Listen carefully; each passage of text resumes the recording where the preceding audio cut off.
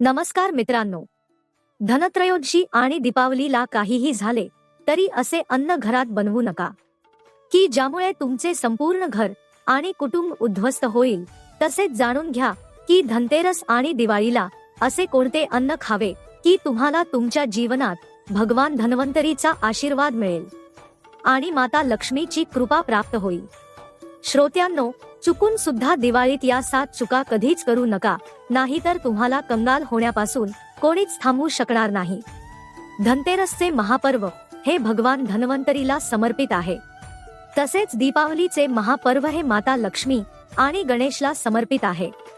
हिंदू धर्मात जर तुम्ही दीपावलीत घरी दिवे लावून जर माता लक्ष्मीची पूजा केली नाही तर तुम्ही समजून जा की तुम्ही तुमच्याकडे धन येण्यापासून नाकारले आहे। या दिवसात दिवे लावून घर अंगण सजवले जाते। सर्वप्रथम जाणून घेऊया की या वर्षी दिवाळी कधी आहे। तर धनतेरस तिथीची सुरुवात 29 ऑक्टोबर मंगळवार सकाळी 10:32 होईल आणि समापन 30 ऑक्टोबर दुपारी 1:15 होईल। अशातच उद्यतिथीनुसार 29 ऑक्टोबरच्या दिवशी धनत्रयोदशी साजरी केली जाईल। दिवाळी नेहमी कार्तिक अमावस्याच्या दिवशी रात्री साजरी केली जाते आणि दीप प्रज्वलन नेहमी रात्रीच केले जाते। दिवाळीच्या दिवशी रात्रीच्या वेळी अमावस्या असणे आवश्यक आहे आणि 1 नोव्हेंबरच्या रात्री अमावस्या तिथी संपत आहे। या दिवशी उद्यतिथी नसल्याने त्यामुळे यावेळेस दिवाळी ही 31 ऑक्टोबरला साजरी होईल। तुमच्या माहितीसाठी जर धनतेरसला जर तुम्ही अगदी 2 ते 5 रुपयांचे धणे आणून घरी एका कुंडीत लावले तर हे खूप शुभ आणि मंगलकारी मानले जाते। यामुळे भगवान धन्वंतरीची कृपा प्राप्त होते। धणे हे साक्षात भगवान धन्वंतरीचे प्रतीक मानले जाते। घरात लावलेले धणे आणि त्यापासून उगवलेली कोथिंबीर तुमच्या घरातील सर्व सदस्यांनी खाल्ले पाहिजे। यामुळे तुमच्या जीवनात धनाची कमतरता कधीही भासणार नाही। जसे जसे तुम्ही याचे सेवन कराल तुमच्या घरात धन संपन्नता टिकून राहील। पण लक्षात ठेवा की धनत्रयोदशीला आणलेले धणे आणि भांड्यात वाढलेली कोथिंबीर कधीही इतर कोणत्याही व्यक्तीला देऊ नये। घरातील प्रत्येक व्यक्तीने ते सेवन करावे।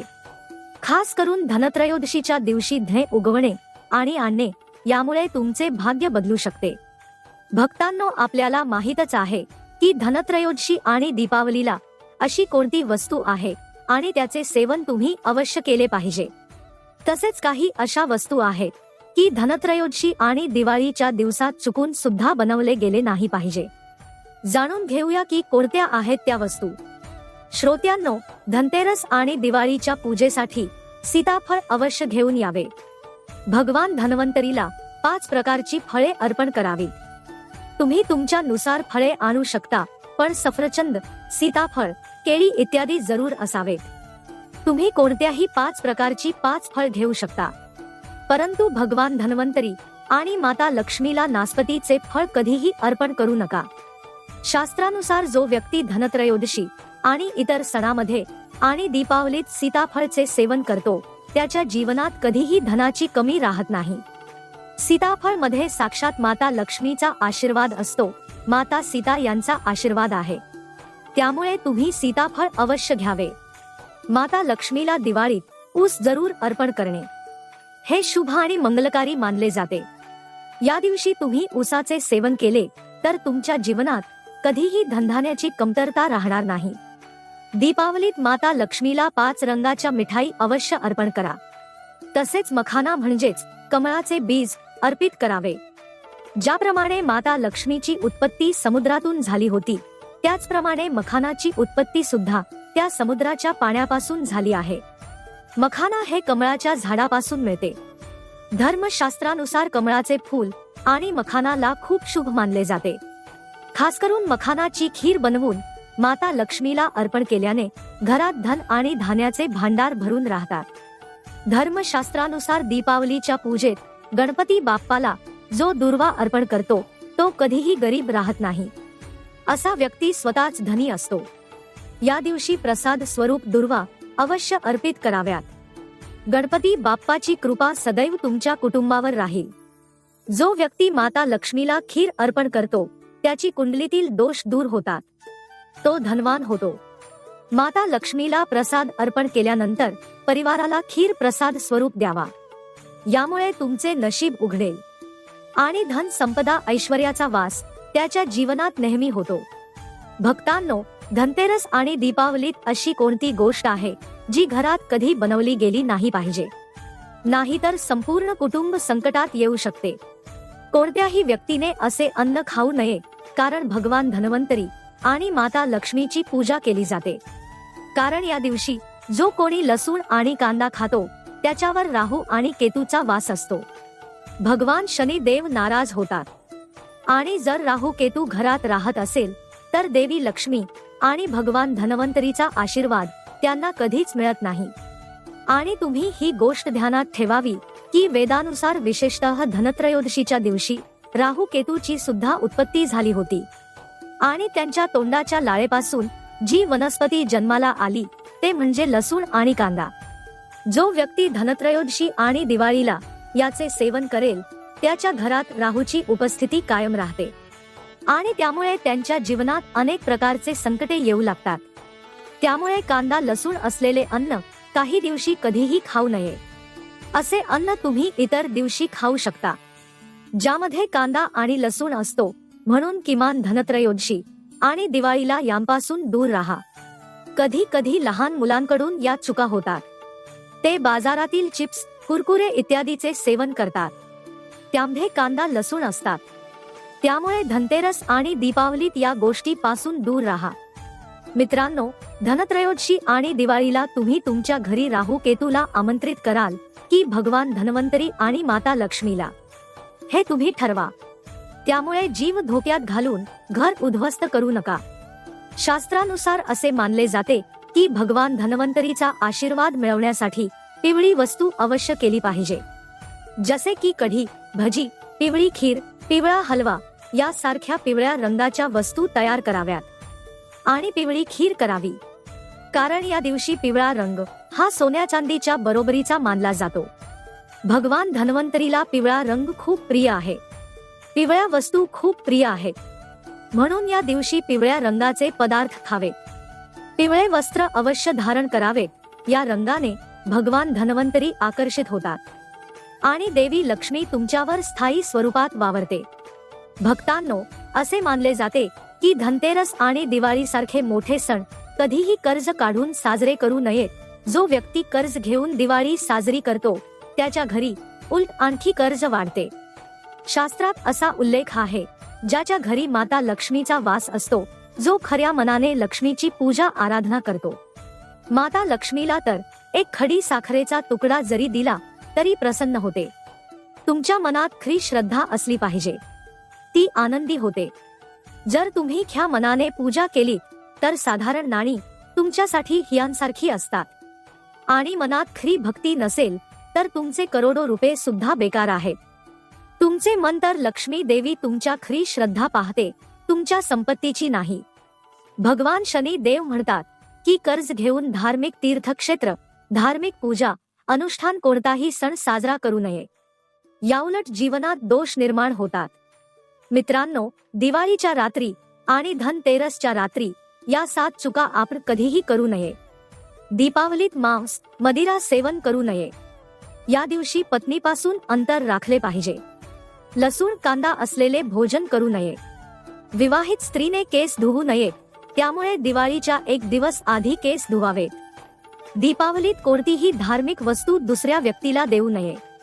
यामुळे माता लक्ष्मी नाराज होते. दीपावलीत झाडू आणला जातो.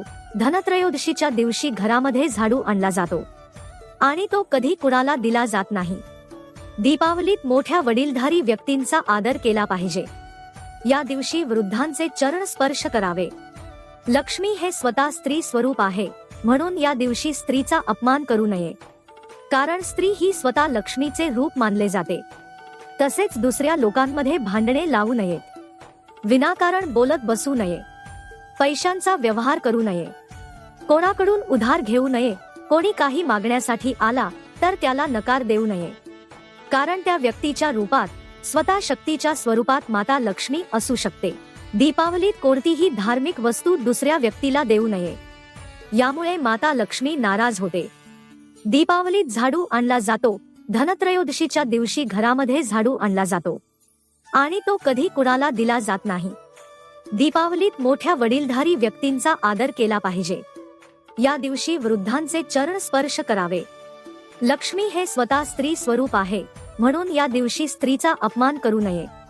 कारण स्त्री ही स्वतः लक्ष्मीचे रूप मानले जाते. तसेच दुसऱ्या लोकांमध्ये भांडणे लावू नये. विनाकारण बोलत बसू नये. पैशांचा व्यवहार करू नये. कोणाकडून उधार घेऊ नये. कोणी काही मागण्यासाठी आला तर त्याला नकार देऊ नये. कारण त्या व्यक्तीच्या रूपात स्वतः शक्तीच्या स्वरूपात माता लक्ष्मी असू शकते. कारण देवी लक्ष्मी घरोघरी भ्रमण करत असते आणि त्यांच्या घरात वास करते. ज्याचे मन खरे आहे आणि दुसऱ्यांची दुःख समजून घेतो, त्याच्या घरीच लक्ष्मी वास करते. माता लक्ष्मी ही कन्या स्वरूप आहे. ती तुमच्या दारात येते. तिला रिकाम्या हाताने परत जाऊ देऊ नका. तुम्ही माता लक्ष्मीला मिठाई खायला द्या. या दिवशी माता लक्ष्मीचा अपमान करणाऱ्याला माता लक्ष्मीच्या प्रकोपाचा सामना करावा लागेल. जर तुमच्या घरात अस्वच्छता असेल तर देवी लक्ष्मी क्रोधित होते. म्हणून घर स्वच्छ ठेवा आणि गंगाजल शिंपडा. घराच्या मुख्य दरवाजावर गंगाजल अवश्य शिंपडावे. कारण हे लक्ष्मी माता आपल्या घरी येण्यासाठीचे मुख्य द्वार आहे. माता लक्ष्मी तुमच्या घरात येत आहे, म्हणून लक्ष्मीचे स्वागत लाल रंगाच्या फुलांनी करावे. म्हणून या दिवशी जी स्त्री लाल रंगाचे कपडे घालून माता राणीचे स्वागत करेल, तिच्यावर लक्ष्मीचा आशीर्वाद कायम राहतो. शास्त्रानुसार विशेष म्हणजे दिवाळीच्या दिवशी साफसफाई करताना घरातील कचरा बाहेर फेकू नका. दुसऱ्या दिवशी बाहेर काढावा. मित्रांनो, आता तुम्हाला दिवाळीत कराव्या लागणाऱ्या उपाययोजना काय आहेत ते आपण पाहणार आहोत, ज्यामुळे तुमच्या प्रत्येक समस्यांचे निवारण होईल. मित्रांनो, विष्णू आणि लक्ष्मीला हत्ती आवडतात, म्हणून घरात चांदीचा किंवा सोन्याचा हत्ती ठेवल्यास शांती मिळते आणि राहूचा कोणताही दुष्परिणाम होण्यापासून थांबू शकते. तसेच पिवळ्या रंगाची कवड्यांना देवी लक्ष्मीचे प्रतीक मानले जाते. काही पांढरी कवडीना केशर आणि हळद मिसळून लाल कपड्यात गुंडाळून घरात तिजोरीत ठेवा. या कवड्या धनलक्ष्मीला आकर्षित करते. मित्रांनो, एक चांदीचा घडा घेऊन ज्यामध्ये आपण तांबे, चांदी आणि पितळेची नाणी ठेवू शकता, याला गडवा म्हणतात. याला तिजोरीत किंवा सुरक्षित ठिकाणी ठेवल्यास धन आणि समृद्धीत वाढ होते. दिवाळीच्या पूजेमध्ये पितळेच्या किंवा तांब्याच्या कलशात पाणी भरून त्यावर आंब्याची पाने टाकून त्यावर नारळ ठेवावा आणि त्यावर स्वस्तिक चिन्ह काढावे. लक्ष्मीची कृपा घरावर कायम राहण्यासाठी आपण लक्ष्मी मातेच्या मूर्तीसमोर 7 मुखी दिवा लावल्याने लवकर संपत्ती आणि आर्थिक प्रगती होते. मित्रांनो, दिवाळीच्या रात्री लक्ष्मीच्या पूजेच्या ठिकाणी रांगोळी काढावी. घरामध्ये आणि घराच्या आजूबाजूच्या ठिकाणी दिवे लावले पाहिजे. असे म्हटले जाते की दीपावलीच्या रात्री मंदिरात गाईच्या तुपाने दिवा लावावा. यामुळे कर्जातून तात्काळ सुटका होते आणि आर्थिक संकट दूर होते. दिवाळीच्या रात्री लक्ष्मी पूजनासाठी दुसरा दिवा लावावा. तिसरा दिवा तुळशीजवळ, चौथा दिवा दरवाजा बाहेर, 5वा दिवा पिंपळाच्या झाडाखाली, 6वा दिवा एखाद्या मंदिराच्या परिसरात, 7वा दिवा तुम्ही जिथे कचरा ठेवता, 8वा दिवा स्नानगृहात, 9वा दिवा तुमच्या घरच्या छतावर, 10वा भिंतीवर, 11वा खिडकीत, 2वा छतावर, 13वा एखाद्या चौकात. तसेच कुटुंबातील देवता किंवा यमदेवासाठी तसेच पितरांसाठीही दिवे लावले जातात. मित्रांनो, लक्ष्मी भोगामध्ये लक्ष्मीजींना मखाना आणि डाळिंब, पान, पांढरे आणि पिवळ्या रंगाची मिठाई आवडते. आणि 11 शुक्रवार जो कोणी हा भोग लक्ष्मीजींना एक लाल फूल अर्पण करून हा नैवेद्य अर्पण करतो, त्याच्या घरी सर्व प्रकारची सुखसमृद्धी असते. पूजा करताना 16 प्रकारच्या मिष्टान्न अर्पण केले जातात. खजूर, हळद आणि नारळ अर्पण केले जातात. केवड्याची फुले, अमर बेलचा नैवेद्य अर्पण केला जातो. देवी लक्ष्मीच्या पूजेच्या वेळी गोमती चक्र ठेवून पूजा करावी आणि पूजनानंतर गोमती चक्र तिजोरीत ठेवा. तुमच्या घरात धन वाढू लागते. तसेच हळकुंड, पिवळी कवडी आणि एक नारळ ठेवा आणि नंतर ते आपल्या रोजच्या दिनचर्यामध्ये ठेवा. अनेकदा कष्ट करूनही तुमच्या हाती काही धन नसते. तुमची तिजोरी वर्षभर भरून ठेवण्यासाठी या दिवशी कुबेर यंत्राची पूजा करावी. 1 माळ किंवा 51 वेळा आपल्या क्षमतेनुसार जप करावा. सोने चांदीचे दागिने त्याचीही पूजा करावी. शक्य नसेल तर सोन्या चांदीच्या दागिन्यांऐवजी मातीचे भांडे घरी आणले तर ते तुमच्या घरात वर्षभरासाठी आशीर्वाद आणते. तुम्ही तुटलेले जुनी भांडी देऊन पितळेची नवीन भांडी घेऊ शकता, परंतु तुम्ही या दिवशी लोखंडी भांडी खरेदी करू नका. त्यामुळे तुमच्या जीवनात राहू आणि केतू ग्रहांचे मित्र बनतात. तुम्हाला सांगितलेल्या सर्व वस्तू खरेदी करू शकत नसाल तर तुम्ही या दिवशी पूजेशी संबंधित काही गोष्टी जसे की वेलची, सुपारी, बाताशे इत्यादी आणू शकता. या व्यतिरिक्त तुम्ही धार्मिक ग्रंथ किंवा जे काही व्रतवैकले, रामायण, महाभारत या ग्रंथांचे वाचन कराल तेही तुम्ही तुमच्या घरी आणू शकता. घरामध्ये पुराण आणल्यानंतर वाचन करावे आणि या सर्व गोष्टी विकत घेतल्यास देवी महालक्ष्मीची कृपा राहते. तुमच्यावर कधीही कर्ज घेण्याची स्थिती निर्माण होत नाही. जितके तुम्ही कमवाल त्याच्या दुप्पटीने तुम्हाला मिळेल. तर मित्रांनो, जर तुम्ही खरंच माता लक्ष्मीवर प्रेम करत असाल तर लाईक आणि सबस्क्राईब चॅनेल नक्की करा. जय माता लक्ष्मी.